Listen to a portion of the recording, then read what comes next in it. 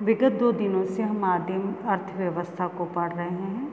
हम ये जानने का प्रयास कर रहे हैं कि विश्व भर का आदिम समाज किस प्रकार से अपना जीविका उपार्जन करता है। हमारा परिप्रेक्ष्य, हमारा संदर्भ सिर्फ भारत के आदिम समाज तक ही सीमित नहीं है। हम इसे क्यों पढ़ रहे हैं? क्योंकि आपका जो 3rd ईयर का पेपर है सोशल एंथ्रोपोलॉजी का, उसमें आपका जो विश्वविद्यालय परीक्षा के लिए जो सिलेबस प्रिस्क्राइब्ड है उसमें ये टॉपिक दिया गया है। हमने ये जाना कि जीवन में व्यक्ति बिना भोजन, बिना वस्त्र और बिना घर के नहीं रह सकता। अगर इन तीनों व्यवस्थाओं में भी हम बात करेंगे तो सबसे प्रमुख जो आवश्यकता है वो है भोजन की। तो आदिम आर्थिक व्यवस्था जो है वहाँ पर जीविका उपार्जन स्वयं में एक बहुत बड़ी चुनौती है और उस चुनौती का सामना करने के लिए आदिम समाज को जीवन पर्यंत संघर्ष करना होता है। क्यों? क्योंकि वो ज्ञान के प्रकाश से दूर हैं और जब व्यक्ति ज्ञान के प्रकाश से दूर होता है तो तकनीकी ज्ञान या समाज में किसी भी प्रकार का ज्ञान उसके सम्मुख उपलब्ध नहीं होता।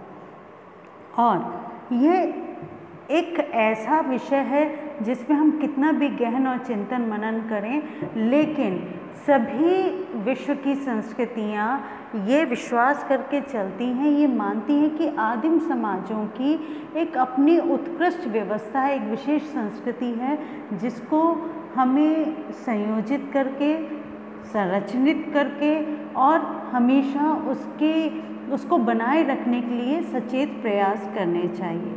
और यही कारण है कि चाहे वो भारत हो, चाहे विश्व के और कोई क्षेत्र हो, वहाँ पर जो आदिम समाज है वो स्वयं को आधुनिक समाज से अलग रखना चाहता है। और यहाँ तक कि कुछ आदिम समाज ऐसे हैं जो कि एक पल, एक क्षण के लिए भी किसी भी बाहरी व्यक्ति के प्रवेश की स्वीकृति नहीं देते हैं, और अगर कोई व्यक्ति प्रवेश करना चाहता भी है तो उसके जीवन को समाप्त कर दिया जाता है। तो इन तमाम चुनौतियों के बीच में आप और हम उनकी समस्याओं को सुलझा नहीं सकते, पर मानव सभ्यता मानव शास्त्रियों के अध्ययन का विषय रही है, इसलिए उनके लिए ये जानना और समझना बहुत अधिक आवश्यक हो जाता है कि वर्तमान समय में भी जो आदिम अर्थव्यवस्थाएं हैं वो किस प्रकार से संचालित होती हैं। पिछली कक्षा में हमने आदिम व्यवस्था के लक्षणों को जाना था। लगभग हमने 14 लक्षण देखे थे। लक्षण था आदिम समाजों की, आदिम अर्थव्यवस्था की विशेषताओं को जाना था। आज हम जानेंगे आदिम अर्थव्यवस्था का वर्गीकरण। एक प्रसिद्ध सामाजिक वैज्ञानिक रहे थॉर्नवॉल्ड, नाम मैंने आपको बता ही दिया, थॉर्नवॉल्ड। उन्होंने इसका वर्गीकरण करते हुए कहा था कि पुरुष आखेटक एवं फंदा शिकारी तथा स्त्री खाद्य संकलन का समरूपी समुदाय है। भारत की कादर, चेंचू, कौरव आदि जनजातियां इसी श्रेणी में आती हैं। ठीक है। उसके बाद हम देखते हैं कि दूसरा जो उन्होंने थॉर्नवॉल्ड ने वर्गीकरण किया कि आखेटक का तात्पर्य क्या होता है? शिकारी, जो शिकार करे, जो जानवरों को मारे। ठीक है। और आदिम समाजों में ये आवश्यक है क्योंकि मैंने आपसे पहले ही कहा कि जीविका उपार्जन अपने आप में एक बहुत बड़ी चुनौती है। तो अधिकतर, सब नहीं परंतु अधिकतर आदिम समाज शिकार करके ही अपनी भोजन की आपूर्ति करता है। तो आखेटक, फंदा शिकारी एवं कृषकों का समरूपी समुदाय वह आर्थिकी, कगार, बैगा और बिरहोर जनजातियों में मिलती है। अब इसके बाद थॉर्नवॉल्ड का जो तीसरा वर्गीकरण है, आखेटक, फंदा शिकारी, कृषकों एवं दस्तकारों का स्त्रीकृत समाज। भारत की अधिकतम जनजातियां इसी वर्ग में हैं। पहला उन्होंने बात की थी पुरुष आखेटक और स्त्री खाद्य संकलन का समरूपी समुदाय। क्या बात की थी उन्होंने? पहला जो वर्गीकरण किया था पुरुष आखेटक तथा स्त्री खाद्य संकलन का समरूपी समुदाय। भारत की कादर, चेंचू, कौरव आदि जनजातियाँ इसी श्रेणी में आती हैं। तत्पश्चात उन्होंने वर्गीकरण किस आधार पर किया? आखेटक, फंदा शिकारी तथा कृषकों का समरूपी समुदाय। यहाँ पर कौन सी जनजातियाँ आती हैं? बैगा और बेरहोर जनजाति। ठीक है। उसके बाद उन्होंने जो वर्गीकरण किया आखेटक, आखेटक लगभग हर जगह, फंदा शिकारी, कृषकों एवं दस्तकार जो कपड़े बुनने का भी कार्य करते हैं। दस्तकारी समाज, भारत की अधिकतर जनजातियां इसी वर्ग में हैं। चौथा, थॉर्नवॉल्ड ने जो वर्गीकरण किया पशुपालक, इसके उदाहरण स्वरूप टोडा और भील के कुछ वर्ग उच्च कोटि के पशुपालक माने जाते हैं। कहाँ के? टोडा और भील के कुछ उच्च वर्ग। ठीक है। अब इसके बाद हम देखते हैं थॉर्नवॉल्ड ने जो 5वां वर्गीकरण किया, समरूपी आखेटक एवं पशुपालक। भारत में इसके उदाहरण नहीं मिलते हैं। टोडा आदिवासी पशुपालक तो हैं परंतु शिकारी नहीं हैं। ठीक है। उसके बाद थॉर्नवॉल्ड 6वां वर्गीकरण करते हैं, प्रजाति दृष्टि से स्त्रीकृत पशुपालक तथा व्यापारी। उत्तर प्रदेश के हिमालय वर्गीय क्षेत्र के भोटिया याक और जिबस टट्टू पालक हैं और भ्रमणशील व्यापारी भी हैं। ये गर्मियों में तिब्बत तक पहुंच जाते हैं तथा सर्दियों में मैदानी क्षेत्रों में आ जाते हैं। ठीक है। अब इसका 7वां वर्गीकरण उन्होंने क्या किया? सामाजिक दृष्टि से स्त्रीकृत पशुपालक तथा साथ ही आखेटक, कृषक तथा दस्तकार समूह। अब इसके बाद हम जानेंगे श्यामचरण दुबे ने जो वर्गीकरण किया है। उन्होंने वर्गीकरण का आधार उत्पादन तथा भोजन संकलन को लिया है। पहला है संकलन आखेटक स्तर। क्या है संकलन आखेटक स्तर? जैसा कि नाम से स्पष्ट है कि इसमें प्राथमिक अवस्था में संकलन के लिए कुछ नहीं बचता है और दूसरी अवस्था में संकलन के लिए बचा रहता है। संकलन आखेटक स्तर अर्थात चीज़ों का संकलन किया गया। दूसरा स्तर है पशुपालन स्तर। तीसरा है कृषि स्तर। दुबे ने इसमें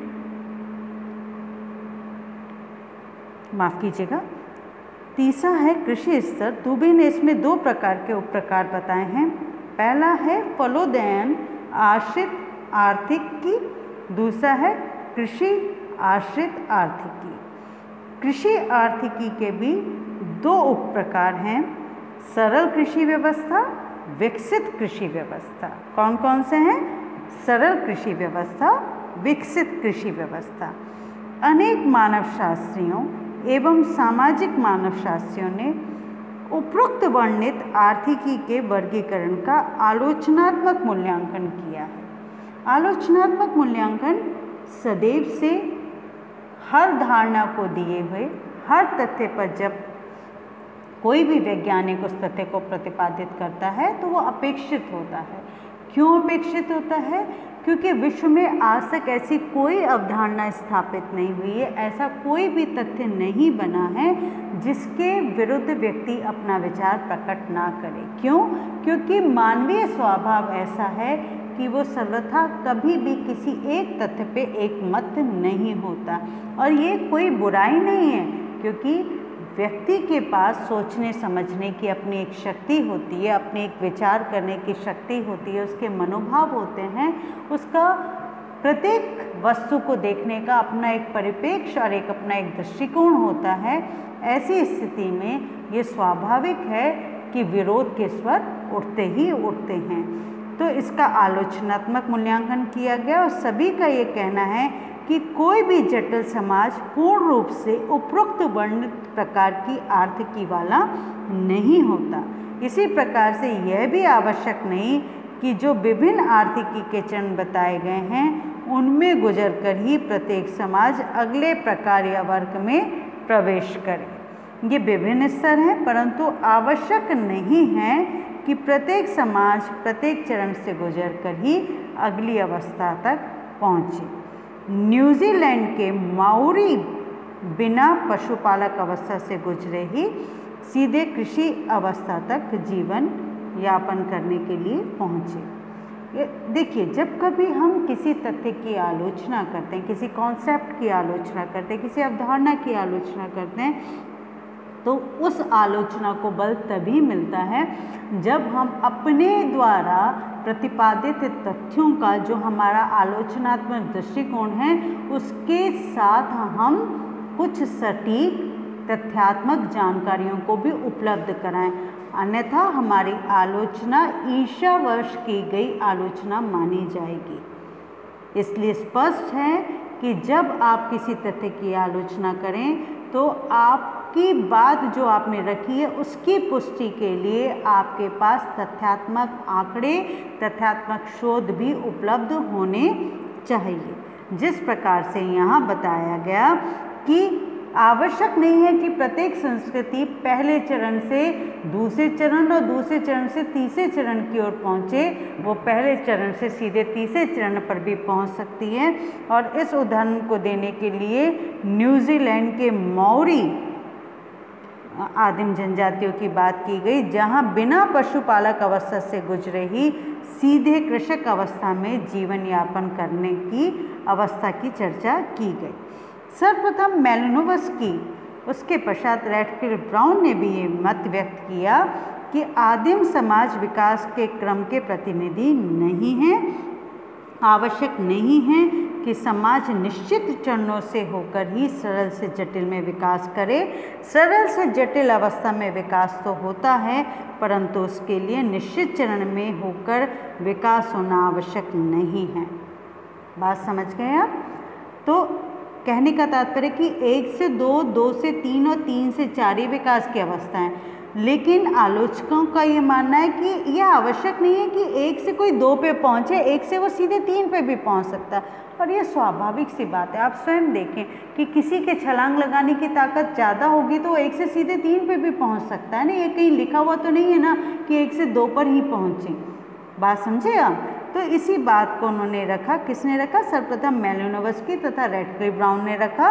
और इस विचार के समर्थक बाद में McIver, Page, Modern, Child, Maddock, Kingsley Davis आदि भी रहे।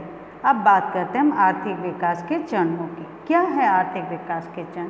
विभिन्न मानव शास्त्रियों द्वारा वर्णित आर्थिक विकास के विभिन्न चरणों को संशोधित करके निम्नलिखित 5 चरणों के आधार पर देखा जा सकता है। कौन से आधार? पहला, शिकार एवं खाद्य संकलन की आर्थिकी। देखिए, हम जब आदिम समाज की बात करते हैं तो हमें, आपको याद होगा, मैंने आपको संस्कृति संवर्धन का जब सिद्धांत पढ़ाया था तो उद्विकास सिद्धांत की बात की थी। उद्विकास सिद्धांत में हमने चर्चा की थी कि किस प्रकार से सभ्यता, जो संस्कृति है, वो एक चरण से दूसरे चरण, दूसरे चरण से तीसरे चरण की तरफ बढ़ी थी।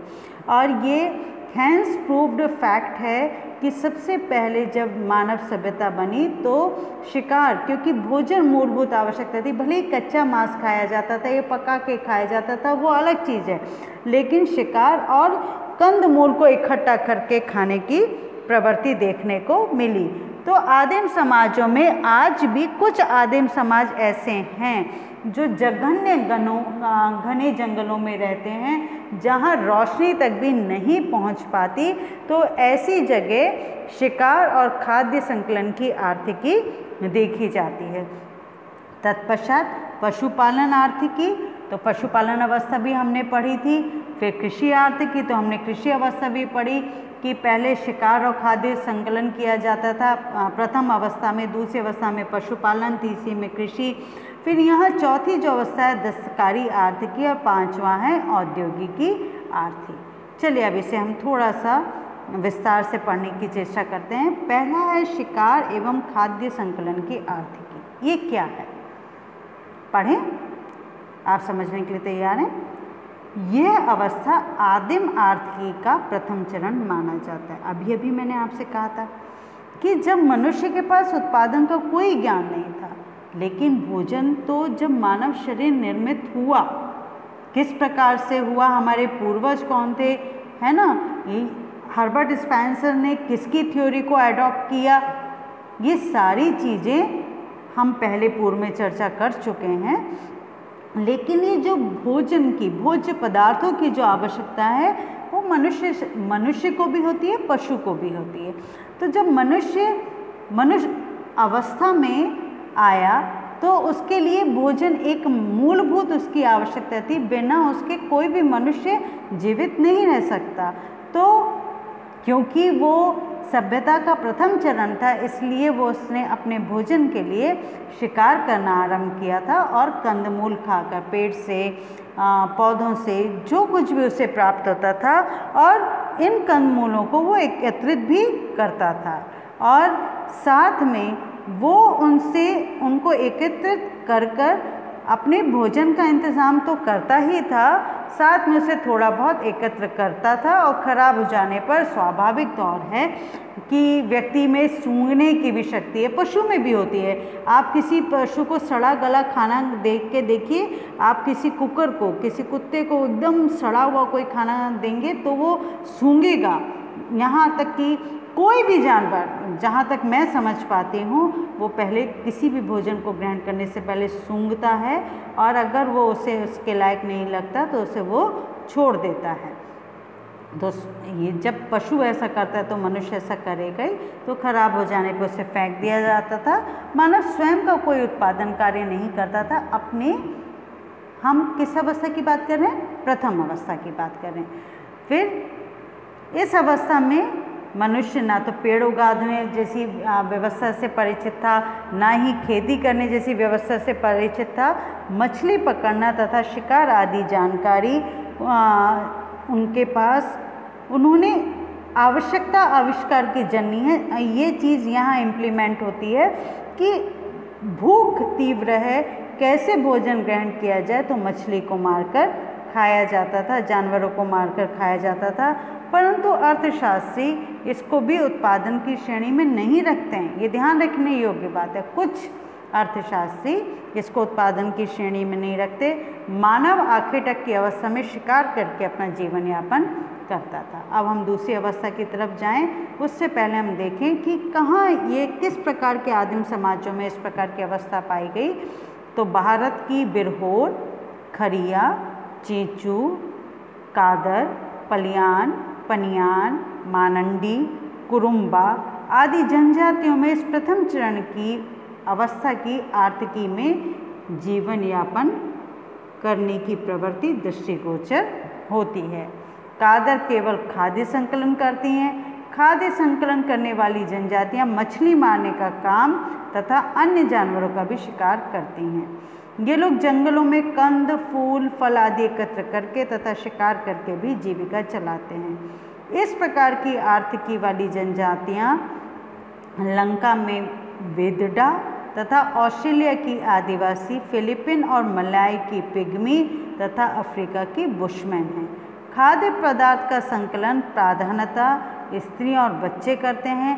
मछली पकड़ना तथा शिकार का काम युवा पुरुष करते हैं। इसमें श्रम विभाजन लिंग भेद, आयु भेद तथा शारीरिक क्षमता के अनुसार होता है। देखिए, प्रथम अवस्था में ही मनुष्य ने श्रम विभाजन की प्रवृत्ति को अपना लिया था, ऐसा कुछ मानवशास्त्रियों का मानना है।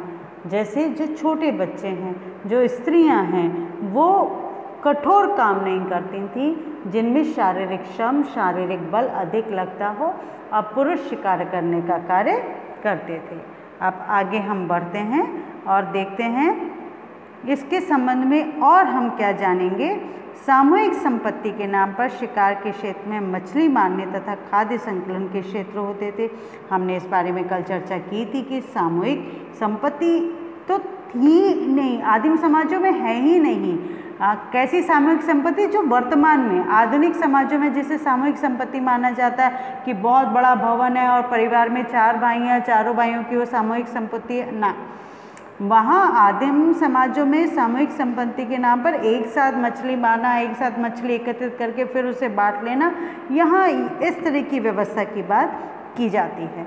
तो इस प्रथम आर्थिकी की स्थिति वाली जनजातियों में कुछ ऐसी जनजातियां हैं जो उपभोग के बाद विनिमय के लिए कुछ खाद्य सामग्री भी बचा पाती हैं। ऐसी जनजातियां उत्तर पश्चिमी कैलिफोर्निया के समुद्र तट के इंडियन से लेकर अलास्का तक मिलती हैं।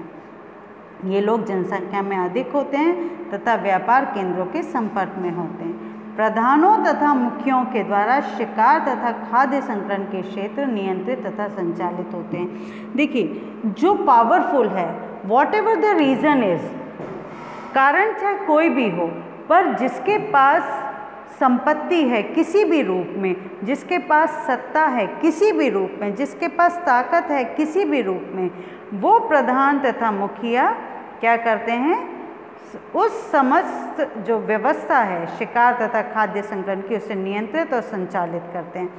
शिकार तथा संकलन का कार्य मुख्य द्वारा जो व्यवस्थात्मक रूप से, सामाजिक रूप से करवाया जाता है। कुछ वैज्ञानिकों ने अध्ययन की सुविधा के लिए इस आर्थिकी को निम्नलिखित 3 भागों में बांटा है: भोजन संकलन, शिकार करना तथा मछली मारना। अब हम देखते हैं भोजन संकलन की अवस्था को। क्या है भोजन संकलन की अवस्था?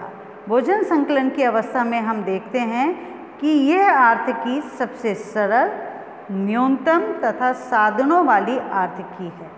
मिट्टी के बर्तन, टोकरी तथा कुदाल आदि उपकरणों की आवश्यकता पड़ती है। ये आदिवासी मौसम, स्थान आदि की चूँकि जानकारी रखते हैं, इनको खाद्य पदार्थों को पकाने का तरीका भी आता है तथा संकलन करने का भी तरीका आता है। भोजन संकलन, देखिए भोजन संकलन मूलतः यहाँ जब हम बात करते हैं तो उस अवस्था की बात करते हैं जहाँ ये आरंभिक अवस्था रही, लेकिन ये आरंभिक अवस्था आज भी वर्तमान में भी आदिम समाजों में पाई जाती है। और आदिम समाजों में भोजन ग्रहण करने के लिए कंदमूल की को एकत्रित करना और उनका संग्रहण करना, उनको संभालना और उन्हें किस प्रकार से पकाना है, इस प्रकार की सारी व्यवस्थाएं से वो भली भांति परिचित हैं। उसके बाद इसी में हम देखते हैं शिकार की अवस्था। शिकार करने वाली जनजातियों के पास शिकार के उपकरण विभिन्न क्षेत्रों में विभिन्न होते हैं। ये उपकरण फंदे, भाले, बर्छे, तीर धनुष आदि भी हो सकते हैं। शिकार का कार्य व्यक्तिगत तथा सामूहिक दोनों प्रकार से जनजातियों में किया जाता है। हमने सामूहिक और व्यक्तिगत तौर पे किए जाने वाले शिकार, इन सारी जब हम जनजातियों की विशेषताएं पढ़ रहे थे, जनजातियों की आदिम आर्थिक व्यवस्था की जब हम बात कर रहे थे, तब हमने इस बात को पढ़ा था। फिर मछली मारने वाली आर्थिकी, इस आर्थिकी में भी समूह की विभिन्नता के साथ साथ अच्छा अंतर मिलता है। भिन्नता उपकरणों, मछली मारने की विधि आदि में भी मिलती है। उनको इस क्षेत्र की जानकारी होती है जहाँ मछलियाँ होती हैं। देखिए ये स्वाभाविक सी बात है कि जहाँ व्यक्ति रह रहा है उसके और वो जगह उसकी परिवर्तित नहीं होती। जैसे आधुनिक समाज में आप आज अजमेर रह रहे हैं या पुष्कर रह रहे हैं या जयपुर रह रहे हैं या दिल्ली रह रहे हैं, कहीं पर भी रह रहे हैं, और कल को आप अपना स्थान परिवर्तित करके मुंबई चले जाते हैं, चेन्नई चले जाते हैं, बेंगलोर चले जाते हैं। लेकिन आदिम समाजों में चूंकि व्यक्ति और क्यों जा रहे हैं, आप अपनी जीविका उपार्जन के लिए, अपनी आवश्यकताओं के लिए, परंतु आदिम समाजों में इस प्रकार की व्यवस्था देखने को नहीं मिलती है। उनका तो वही क्षेत्र है जहाँ वो रह रहे हैं, जहाँ वो पैदा हुए हैं और वहीं आखिर तक वो रहते हैं। तो ऐसी अवस्था में वहाँ की हर चीज़, हर वस्तु, हर स्थान उनके लिए चिन्हित होता है। उनको पता होता है कि कहाँ कौन सी चीज़ बहुतायता मात्रा में उपलब्ध होगी, किस तालाब में किस प्रकार की मछली मिलेगी, उनको अपने क्षेत्र से कितनी दूर जाना होगा तब उन्हें किस प्रकार के जानवर मिल सकेंगे शिकार करने के लिए। ये समस्त जानकारियाँ उनके पास होती हैं। तो बच्चों, आज हमने अर्थव्यवस्था के विकास के चरणों को जाना। हमने साथ में जाना कि आदिम अर्थव्यवस्था का वर्गीकरण किस रूप में होता है। आशा तो यही करती हूँ कि आप पढ़ रहे होंगे, लेकिन निरंतर, देखिए 2 दिन बीत गए, आज तीसरी कक्षा है आपकी आदिम अर्थव्यवस्था को जानने और समझने की, परंतु मैंने देखा कि शायद 2 या 3 विद्यार्थियों ने वीडियो देखा है। इसका क्या कारण है मेरी समझ से परे है, लेकिन जो भी कारण हो, अगर आपको लगता है कि उसका निराकरण मेरे पास है तो अवश्य तौर पर आप मुझे व्हाट्सएप मैसेज कर सकते हैं। आप मुझसे वो सारी समस्याओं को सुलझाने की बात कर सकते हैं। मेरे पास अनुभव है तो हो सकता है कि मैं आपकी समस्याओं को सुलझा सकूं। और आप और मैं हम सभी समाजशास्त्र के विद्यार्थी हैं और मैं निरंतर कहती हूँ कि कोई भी विद्या में पारंगत नहीं हो सकता, कोई भी अपने विषय में पारंगत नहीं हो सकता। ये निरंतर सीखने वाली प्रक्रिया है और हम मनुष्य हैं, मानवीय भूल मनुष्य की प्रवृत्ति होती है, इसलिए निरंतर हमें सीखना है। जहाँ कहीं हमें कहीं कोई अड़चन आ रही है, हमें त्वरित गति से उस समस्याओं को सुलझाने का प्रयास करना चाहिए। अपेक्षित तो यही है कि आने वाले समय में देखिए, आप चाहे, मेरी कई बच्चों से बात हुई और उन्होंने कहा कि अभी वो अपने माता पिता का सहयोग कर रहे हैं कृषि कार्यों में, तो ये मेरे लिए तो बहुत सुखद अनुभव है कि बच्चे अपने माता पिता का सहयोग करते हैं, उनके जो भी उनके कार्य हैं। लेकिन बच्चों, इस साथ में ये भी तो अपेक्षा हम कर सकते हैं कि उन कार्यों के साथ साथ आप अपनी पढ़ाई की ओर भी थोड़ा बहुत ध्यान दें। और अगर पूरे दिन में आप सिर्फ 1 घंटे का समय भी निकालते हैं और जो वीडियो आपसे शेयर किए जाते हैं उन्हें आप ध्यान से सुनते हैं, तो मुझे लगता है कि आप बहुत अच्छे अंकों से अपनी परीक्षा उत्तीर्ण कर पाएंगे। अब विश्वविद्यालय परीक्षाओं का समय धीरे धीरे कम होते होते फरवरी और मार्च कब आ जाएगा आपको स्वयं ही नहीं पता चलेगा। तो इसलिए प्लीज़ आप लोग पढ़ना शुरू कीजिए। और अगर आपको कहीं कोई भी दिक्कत आती है, किंचित कोई भी प्रश्न आपके मन में उत्पन्न होता है, चाहे आपके इस अध्याय से संबंधित या पिछले हमने जितने भी अध्याय पढ़े हैं, मुझे तो लगता है कि ये वाला जो आपका पेपर है सोशल एंथ्रोपोलॉजी वाला, वो दिसंबर तक तो कंप्लीट हो जाएगा, ठीक है ना। तो उसके बाद हम देखते हैं कि हम और क्या पढ़ेंगे। और लेकिन बच्चों, मैं आपसे फिर कह रही हूँ कि 3rd ईयर बहुत इम्पॉर्टेंट है। ये वो समय है जब आप प्रथम वर्ष और द्वितीय वर्ष में जो आपके जहाँ कहीं कम अंक रह गए हैं उनकी भरपाई कर सकें। और ये भरपाई तभी संभव हो पाएगी जब आप कठोर परिश्रम करेंगे। तो आप परिश्रम कीजिए। कहीं कोई आवश्यकता होगी तो मैंने पुनः कहा, आप बेझिझक मुझे व्हाट्सएप मैसेज कर सकते हैं। आप पढ़िए। और एक बात और, कोविड-19 अभी भी स्थायी है, उसके आंकड़े ऊपर नीचे हो रहे हैं। आपका स्वास्थ्य, आपके माता पिता, आपके समाज, आपके परिवार और आपके देश हमारे लिए बहुत महत्वपूर्ण है, क्योंकि आप इस देश की युवा पीढ़ी हैं। त्यौहार का समय है, प्लीज़ किसी भी प्रकार की लापरवाही ना बरतें, यही आपसे हम निवेदन कर सकते हैं। बहुत अपना ध्यान रखिए, मन लगा के पढ़िए और जीवन में उत्तरोत्तर प्रगति करते जाइए, विकास करते जाइए। बहुत बहुत धन्यवाद।